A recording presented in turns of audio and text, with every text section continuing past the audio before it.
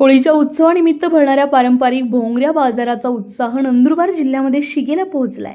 जिल्ह्यातील सर्वात मोठ्या मानल्या जाणाऱ्या धडगाव येथील भोंगऱ्या बाजारात राज्याचे आदिवासी विकास मंत्री अशोक उईके यांनी हजेरी लावली आहे। दुपारी निघालेल्या भोंगऱ्याच्या भव्य मिरवणुकीमध्ये मंत्र्यांनी सहभाग घेतला। येथील संस्कृती आणि परंपरांची पाहणी करण्यासाठी आलेले मंत्री महोदय आदिवासी बांधवांचा उत्साह पाहून स्वतःला रोखू शकले नाहीयेत। त्यांनी आमदार आमशा पाडवी आणि आमदार राजेश पाडवी यांच्यासह पारंपरिक वाद्यांच्या तालावर ताल धरलाय।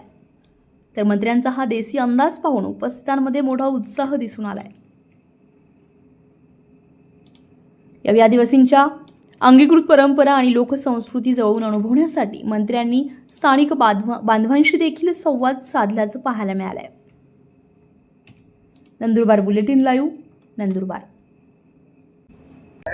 भोंगऱ्याच्या या दळगावच्या पारंपरिक बाजाराला महत्व आहे। आज आपण स्वतः फिरकताना दिसत आहे, नाचताना दिसत आहे। काय आपलं म्हणणे, आपण काय संस्कृतीचा आस्वाद घेतला? अतिशय दुर्गम आणि सातपुड्याच्या पर्वतानंतर आमचा आदिवासी बांधव धडगाव या तालुक्यामध्ये भोंगऱ्याचं तुम्ही आताच आमचं संस्कृतीचं दर्शन घेतलेलं आहे। आमच्या आदिवासी समाजामध्ये देवदैवत आणि अस्मिता अतिशय महत्त्वाची आणि लोकप्रिय असल्यामुळे आजच्या दिवसाचं, आजच्या बाजाराचं का महत्त्व आहे, काय प्रस्थ आहे, हे तुम्हाला दिसून पडलेलं आहे।